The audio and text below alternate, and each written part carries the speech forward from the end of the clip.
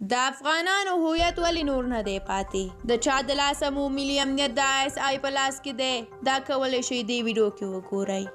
ستا هویت نور نه دی پاتې، ملي بیرغ لاړه، اردو نظام خپلواکۍ او ازادۍ لاړه، نړیوال شناخت لاړه او نړیوالو سره اړیکې ختمې شوې. وسلې او تجهیزات مو پاکستان ته روان دي، چارتراش او معدنونه مو پاکستان ته روان دي، په فضا کې مو پاکستاني الوتکې ازادې ګرځي، په ځمکه مو پاکستانیان ښکته او پورته موټر ځغلوي، د بهرنیو چارو وزیر مو پاکستاني قریشي شو، د مالیې وزارت مو د پاکستان لاس ته ولوېد، ملي امنیت مو د ISI لاس کې دی، په ډېرو نورو دولتي پوسټونو مو پاکستانیان مقرر شول. په سپین بولدک کې پاکستان ښکاره له افغانانو ښځې بیلوي او نه پوهېږم چې کومې خواته یې بیایي. په وطن کې مو دننه د ښځو حقوق لاړل، وطن مو د پاکستان 5مه صوبه شوه، د ویښ ځوانانو له زړونو وینې ساسي، خو د سولې نه شیان خوشحاله دي. وایي سوله راغلله او هر څه به سم شي، خو برعکس هر څه ورځ تر بلې خرابېږي.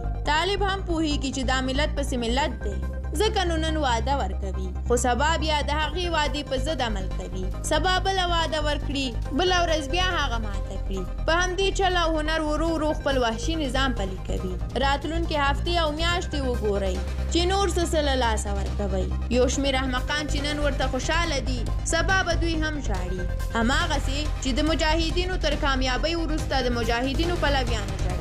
تاسې که یوه چونګښه په جوش اوبو کې واچوئ، نو چونګښه به د ځان ژغورلو لپاره له اوبو بهر ټوپونه ووهي، خو که په یخو اوبو کې واچوئ، بیا یې لاندې اوربل کړئ او ورو ورو دا اوبه ګرمې کړئ تر څو جوش ته ورسیږي، نو چونګښه به هېڅ ټوپونه ونه وهي او ورو ورو به مړه شي. طالبان هم همداسې تاسې ورو ورو مرګ ته نږدې کوي تر څو تاسې جدي مخالفت ونه ښایئ. مطمئن اوسئ چې سخت او خراب حالت در باندې راتلونکی دی.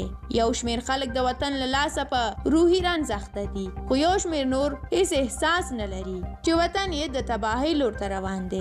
بدبختانه بې احساسه افغانان تر با احساسو سوچنده ډېر دي. په دې لنډ تاریخ کې به دا درېیم ځل وي چې مذهبیان دا هېواد د تباهۍ په لور بیایي، خو افغان به بیا هم اسلامي نظام غواړي چې دغه مو اصلي مشکل دی. لیدونکو ډېره زیاته مننه چې د ویډیو تر پایه راسره وئ. دا لیکنه د اجمل ستانکزي وه چې موږ له تاسو سره شریکه کړه. زموږ د لا ډېرو ویډیوګانو لپاره یوټیوب چینل مو در سره سبسکرایب کړئ. تر بیا او بلې ویډیو د خدای په امان.